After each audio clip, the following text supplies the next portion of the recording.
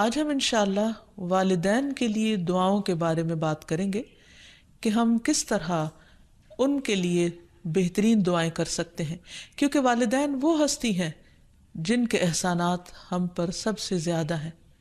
ان کے احسانات کا بدلہ ہم چکا نہیں سکتے، لیکن ہاں ایک صورت ہے کہ ہم ان کے لیے زیادہ سے زیادہ دعائیں کریں، خصوصاً اس وقت جب وہ دنیا سے جا چکے ہوں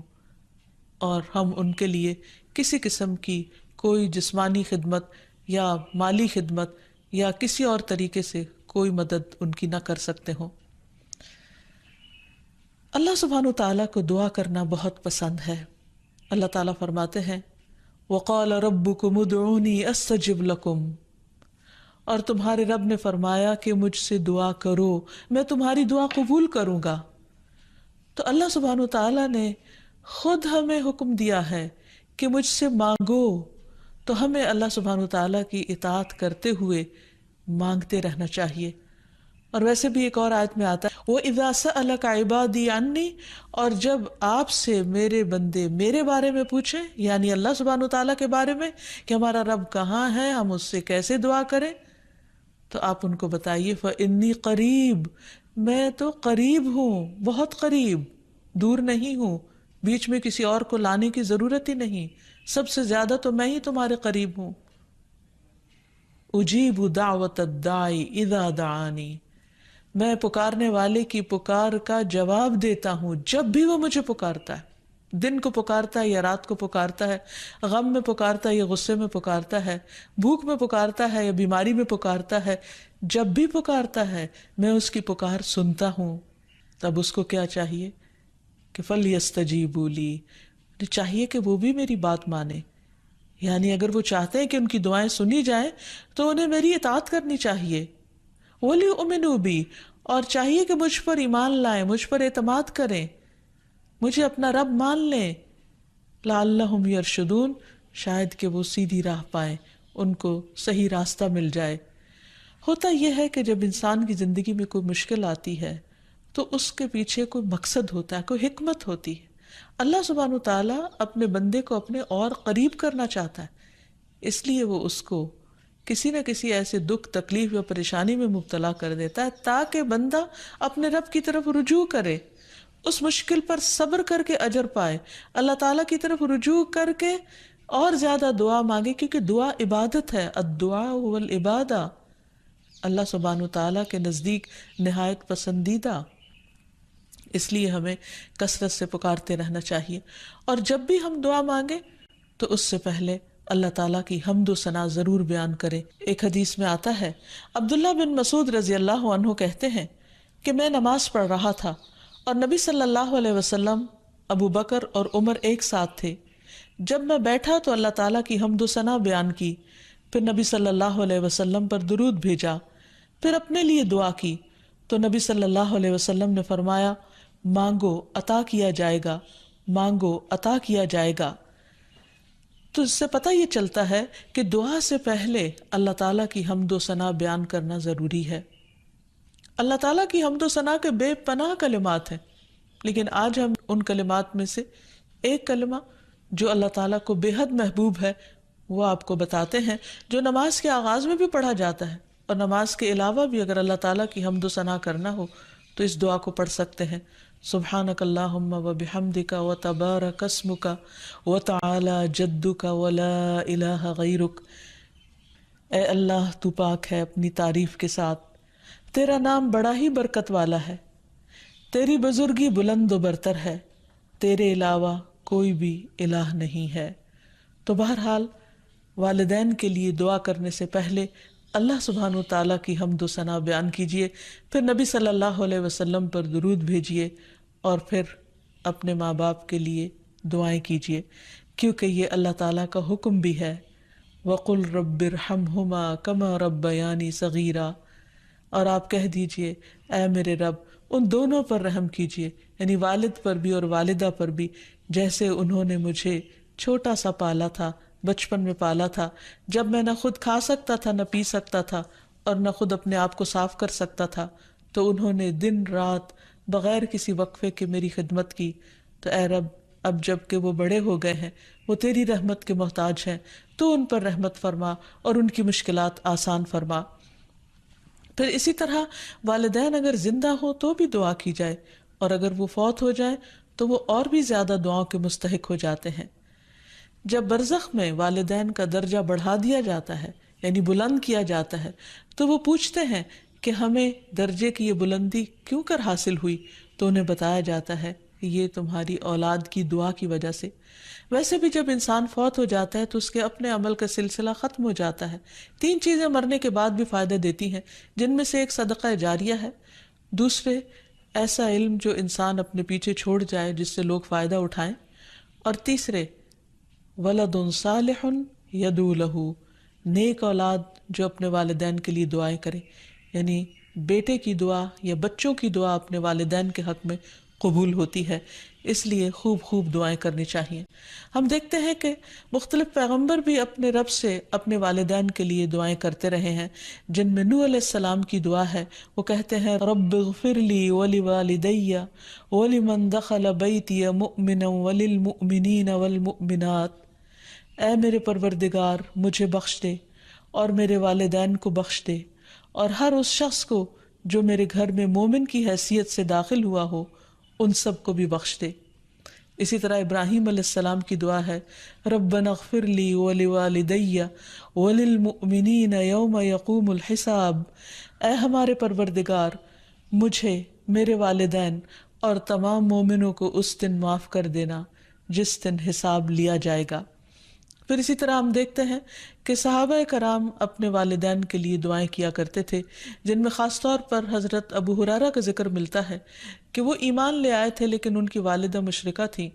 اور وہ نبی صلی اللہ علیہ وسلم کے بارے میں ایسے کلمات کہہ دیتی جس سے ان کو بہت تکلیف ہوتی۔ تو ایک مرتبہ اسی طرح کے کچھ کلمات سن کر وہ روتے ہوئے نبی صلی اللہ علیہ وسلم کے پاس آئے، کہنے لگے کہ یا رسول اللہ صلی اللہ علیہ وسلم، آپ میری والدہ کی ہدایت کی دعا کیجیے۔ بہرحال آپ صلی اللہ علیہ وسلم نے ہاتھ اٹھا دیے، ان کے لیے دعا کی، اور جب حضرت ابو ہریرہ واپس گھر پہنچے تو ان کی والدہ اسلام قبول کر چکی تھی۔ حقیقت یہ ہے کہ والدین کے لیے خود بھی دعا کرنی چاہیے اور دوسروں سے بھی دعا کی درخواست کرنی چاہیے۔ پھر اسی طرح ہم دیکھتے ہیں کہ ایک مرتبہ ابو ہریرہ جب اپنے وطن پہنچے تو بڑی اونچی آواز میں کہا اماں جان السلام علیکی ورحمۃ اللہ وبرکاتہ۔ انہوں نے جواب دیا وعلیک السلام ورحمۃ اللہ وبرکاتہ۔ پھر ابو ہریرہ کہنے لگے اللہ تعالیٰ آپ پر رحم فرمائے جیسا کہ آپ نے بچپن میں میری پرورش فرمائی۔ ان کی والدہ نے جواب دیا اے میرے بیٹے، تمہیں بھی اللہ تعالیٰ بہترین جزا دے اور تم سے راضی ہو جیسا کہ تم نے میرے ساتھ بڑھاپے میں نیک سلوک کیا۔ حقیقت یہ ہے کہ ہم پر انسانوں میں سے سب سے بڑا احسان ہمارے والدین کا ہے۔ اللہ سبحانہ وتعالیٰ نے اپنے حق کے بعد سب سے بڑا حق ہمیں والدین ہی کا بتایا ہے۔ اللہ تعالیٰ نے بنی اسرائیل سے پکا عہد لیا تھا۔ قرآن مجید میں آتا ہے وَإِذْ أَخَذْنَا مِيثَاقَ بَنِي إِسْرَائِيلَ لَا تَعْبُدُونَ إِلَّا اللَّهَ وَبِالْوَالِدَيْنِ إِحْسَانًا، اور وہ وقت یاد کرو جب ہم نے بنی اسرائیل سے یہ پختہ عہد لیا کہ تم لوگ اللہ کے سوا کسی کی عبادت نہ کرو گے اور والدین کے ساتھ احسان کرو گے۔ تو حقیقت یہ ہے کہ والدین کے ساتھ احسان کرنا اس لیے ضروری ہے کہ ہم ان کا حق ادا نہیں کر سکتے جتنی وہ محبت کے ساتھ ہمیں پالتے ہیں۔ بچے والدین کی خدمت عزت کرتے بھی ہیں تو بعض اوقات مشکل میں پڑ کر بد دلی کے ساتھ، اس محبت کے ساتھ نہیں جو والدین کی محبت اپنی اولاد کے لیے ہوتی ہے، اور وہ ہر کام خوشی خوشی کرتے ہیں۔ والدین اپنے بچوں کے بڑا ہونے کی دعائیں مانگتے ہیں، لیکن جب والدین بوڑھے ہو جاتے ہیں تو بچے ان کے خیر و عافیت کے ساتھ دنیا سے رخصت ہونے کی دعائیں مانگتے ہیں۔ والدین میں سے بھی خاص طور پر ماں کا حق ادا کرنا اور بھی زیادہ ضروری ہے، کیونکہ باپ کے مقابلے میں بچے کی پیدائش، تعلیم اور تربیت میں ماں کا حصہ اور ہاتھ زیادہ ہوتا ہے، وہ تکلیفیں بھی زیادہ اٹھاتی ہے۔ اور والدین کے لیے دعائیں کرنے کے ساتھ ساتھ ان کے ساتھ ادب اور احترام کا سلوک بھی کرنا چاہیے، خواہ وہ مسلمان نہ بھی ہوں، خواہ وہ اللہ تعالیٰ کے فرما بردار نہ بھی ہوں۔ اس سلسلے میں ہم دیکھتے ہیں کہ حضرت اسما کی والدہ ان کے پاس آئیں جو کہ ابھی اسلام قبول نہیں کی تھی، تو وہ نبی صلی اللہ علیہ وسلم کی خدمت میں حاضر ہوئیں اور پوچھا کہ میری والدہ میرے پاس آئی ہیں اور بہت رغبت کے ساتھ مجھ سے ملنا چاہتی ہیں، تو کیا میں ان سے مل سکتی ہوں، ان کی مدد کر سکتی ہوں؟ تو آپ نے فرمایا تھا صلی امکی، تم اپنی ماں کے ساتھ صلہ رحمی کرو۔ اس بارے میں اللہ سبحانہ وتعالیٰ قرآن مجید میں بھی حکم دیتے ہیں کہ وَإِن جَاهَدَاكَ عَلَىٰ أَن تُشْرِكَ بِي مَا لَيْسَ لَكَ بِهِ عِلْمٌ فَلَا تُطِعْهُمَا وَصَاحِبْهُمَا فِي الدُّنْيَا مَعْرُوفًا، کہ اگر وہ تجھ پر دباؤ ڈالیں کہ تو میرے ساتھ کسی ایسی چیز کو شریک بنائے جس کا تجھے کچھ علم نہیں، تو تم ان کا کہنا نہ ماننا، البتہ دنیاوی معاملات میں ان کے ساتھ بھلا سلوک کرنا، ان کے ساتھ بھلائی کے ساتھ رفاقت کرنا، یعنی عمدہ طریقے سے، اچھے طریقے سے زندگی بسر کرنا۔ پھر اسی طرح خاص طور پر والدین کے ساتھ نرم سلوک کرنے کا حکم دیا گیا، کیونکہ والدین جو جو عمر میں بڑے ہوتے چلے جاتے ہیں یا جس طرح ان کی قربانیاں زیادہ ہوتی ہیں تو وہ اپنی اولاد سے زیادہ ایکسپیکٹ بھی کرتے ہیں، تو انہیں بچوں کی طرف سے ملنے والی چھوٹی سی تکلیف بھی بہت ناگوار ہوتی ہے۔ تو اس لیے خاص طور پر ایکسٹرا کیئر کی ضرورت ہے والدین کے ساتھ معاملہ کرتے وقت، یعنی گفتگو میں بھی، پوسچر میں، رویے میں، معاملے میں، ہر چیز میں نرمی برتنے کی ضرورت ہے۔ اس سلسلے میں اللہ تعالیٰ فرماتے ہیں وَاخْفِضْ لَهُمَا جَنَاحَ الذُّلِّ مِنَ الرَّحْمَةِ وَقُلْ رَبِّ ارْحَمْهُمَا كَمَا رَبَّيَانِي صَغِيرًا، اور ان پر رحم کرتے ہوئے انکساری کے ساتھ ان کے آگے جھکے رہو اور ان کے حق میں دعا کرو کہ اے میرے رب ان پر رحم فرما جیسا کہ انہوں نے بچپن میں مجھے محبت اور شفقت کے ساتھ پالا تھا۔ اس سلسلے میں ہمیں ایک روایت میں یہ بھی ملتا ہے، عبداللہ بن مسعود کہتے ہیں کہ ایک شخص نے نبی صلی اللہ علیہ وسلم سے پوچھا کہ کون سا عمل سب سے افضل ہے؟ آپ نے فرمایا وقت پر نماز پڑھنا اور والدین کے ساتھ نیکی کرنا، پھر اللہ کے راستے میں جہاد کرنا، یعنی سب سے پہلا کام نماز، اور پھر انسانوں میں سے والدین کے ساتھ حسن سلوک۔ لیکن عام طور پر والدین کو اولاد کے ساتھ شکایت ہی رہتی ہے، کیونکہ بعض اوقات لوگ نماز بھی پڑھ لیتے ہیں، صدقہ خیرات بھی کر لیتے ہیں، لوگوں کے ساتھ اچھی طرح بھی معاملہ کر لیتے ہیں، لیکن والدین کے ساتھ ان کا وہ شفقت اور محبت کا معاملہ نہیں ہوتا جس کو وہ ڈیزرو کرتے ہیں۔ آپ دیکھیں کہ آیت میں کتنی تاکید کے ساتھ کہا جا رہا ہے کہ وَاخْفِضْ لَهُمَا جَنَاحَ الذُّلِّ، کہ تم اپنے پر یعنی اپنے کندھے ان کے سامنے عاجزی اور انکساری کے ساتھ جھکا کے رکھو،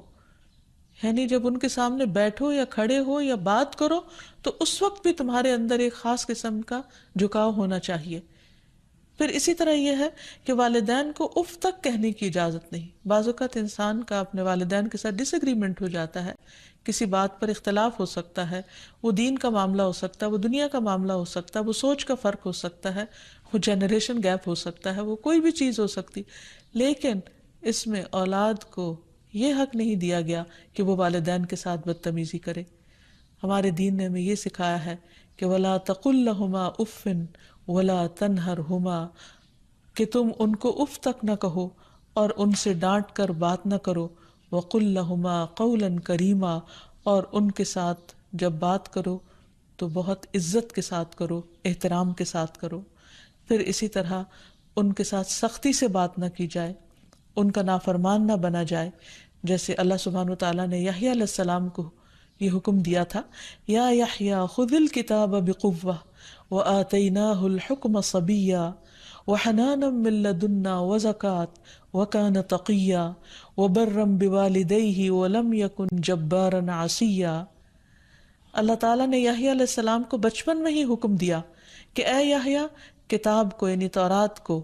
مضبوطی سے پکڑ لو، اس پر مضبوطی سے عمل پیرا ہو جاؤ، اور ہم نے اسے بچپن میں ہی قوت فیصلہ عطا کی، اور ہم نے اسے اپنی مہربانی سے نرم دل اور پاک سیرت بنایا، اور وہ فی الواقع پرہیزگار تھے اور اپنے والدین سے ہمیشہ اچھا سلوک کرتے تھے۔ یہ قرآن مجید کی گواہی، اور کسی وقت بھی جابر اور نافرمان نہ ہوئے، یعنی انہوں نے کبھی بھی اپنے والدین کے ساتھ بدتمیزی نہیں کی، سختی نہیں کی، بد اخلاقی نہیں کی۔ پھر اسی طرح والدین کی نافرمانی کو حرام بھی قرار دیا گیا۔ حدیث میں آتا ہے کہ ان اللہ حرم علیکم عقوق الامہات، اللہ نے تم پر ماؤں کی نافرمانی کو حرام قرار دیا ہے۔ پھر اسی طرح ایک اور حدیث میں آتا ہے کہ اللہ تعالیٰ کی رضامندی باپ کی رضامندی میں ہے، اور اللہ کی ناراضگی باپ کی ناراضگی میں ہے، اس لیے والد کا حق ادا کرنا بھی ماں کے ساتھ ساتھ بہت ضروری ہے، اور والدین کا حق ادا نہ کرنا کبیرہ گناہوں میں شمار ہوتا ہے، اور کبیرہ گناہ وہ ہیں کہ جن پر اگر انسان توبہ کیے بغیر مر گیا تو قیامت کے دن سخت پکڑ ہوگی۔ اور اسی طرح والدین کو رلانا بھی کبیرہ گناہ ہے، ان کو گالی دینا کبیرہ گناہ ہے۔ پھر اسی طرح والدین تو وہ ہستی ہیں کہ جن کے لیے دعاؤں کے ساتھ ساتھ ان کی طرف سے صدقہ خیرات کرنا بھی خصوصاً ان کے زندگی کے بعد بہت فائدہ مند ہے۔ انسان کو اگر زندگی میں کچھ مشکل پیش آئے، اپنے بچوں کی طرف سے کوئی پریشانی ہو، یا اپنی صحت کی طرف سے، یا کاروبار اور روزگار میں اگر کوئی پریشانی ہو، تو اس وقت انسان کو اپنے والدین کے ساتھ حسن سلوک کرنا چاہیے۔ یہ ان نیکیوں میں سے ہے جس کی وجہ سے انسان کی مشکل بہت جلد حل ہو جاتی ہے، اور خصوصاً صدقہ دیتے وقت والدین کی طرف سے، یعنی ان کو ثواب پہنچانے کی نیت سے صدقہ کیا جائے۔ اس سلسلے میں ہم دیکھتے ہیں ایک آدمی نے نبی صلی اللہ علیہ وسلم سے عرض کیا، میرے والد فوت ہو گئے ہیں اور انہوں نے مال چھوڑا ہے لیکن وصیت نہیں کی، تو کیا میں ان کی طرف سے صدقہ کروں تو ان کے گناہ معاف کر دیے جائیں گے؟ آپ نے فرمایا ہاں۔ اسی طرح حضرت عائشہ سے روایت ہے کہ ایک آدمی نبی صلی اللہ علیہ وسلم کے پاس آیا اور عرض کی کہ یا رسول اللہ، میری والدہ بغیر وصیت کے فوت ہو گئی ہیں، اور میرا گمان ہے کہ اگر وہ بات کرتی تو صدقہ کرتی، اگر میں ان کی طرف سے صدقہ کروں تو کیا ان کو اجر ملے گا؟ آپ نے فرمایا کہ ہاں۔ پھر اسی طرح والدین کے اگر روزے رہتے ہوں تو ان کے قضا روزے ادا کیے جا سکتے ہیں، اگر وہ حج نہ کر پائے ہوں تو ان کی طرف سے حج بدل کیا جا سکتا ہے، یہ ان کے لیے ایک بہت بڑا احسان ہوگا۔ پھر اسی طرح ان کی نظر پوری کی جا سکتی ہے کہ اگر انہوں نے زندگی میں کسی سے کوئی وعدہ کیا ہو اور وہ اسے پورا نہ کر سکے ہوں، اللہ تعالیٰ کے لیے کوئی نظر مانی ہو اور اسے پورا نہ کر سکے ہوں، تو اس کو ادا کر دیا جائے۔ تو خلاصہ یہ ہے کہ انسان اپنے والدین کے ساتھ جو احسان کر سکتا ہے، اس میں جب وہ زندہ ہوں تو ان کا دل خوش کرے، ان کی خدمت کرے، ان پر اپنا مال خرچ کرے، ان کی اطاعت اور فرما برداری کرے، خواہ وہ اللہ کے فرما بردار ہوں یا نہ ہوں، ان کے ساتھ حسن سلوک کرتا رہے۔ جب وہ فوت ہو جائے تو ان کی طرف سے صدقہ خیرات کرے، والدین کے دوستوں کے ساتھ حسن سلوک کرے، اور اس کے ساتھ ساتھ ان کے لیے خوب خوب دعائیں کرے، اور خصوصاً یہ مختصر سی دعا جو اللہ سبحانہ وتعالیٰ نے خود حکم دیا کرنے کو، رب ارحمہما کما ربیانی صغیرا، اس دعا کی خوب خوب تکرار کرے اور ان کی بخشش کی بھی دعا کرے۔ اور آخر میں ہم سب دعا کرتے ہیں اپنے والدین کے لیے کہ اللہ تعالیٰ ان پر اپنی رحمتیں فرمائے اور ان کو اپنا پسندیدہ بنا لے، اور اگر وہ دنیا سے جا چکے ہیں تو انہیں جنت میں اعلیٰ مقامات عطا فرمائے۔ وآخر دعوانا ان الحمد للہ رب العالمین۔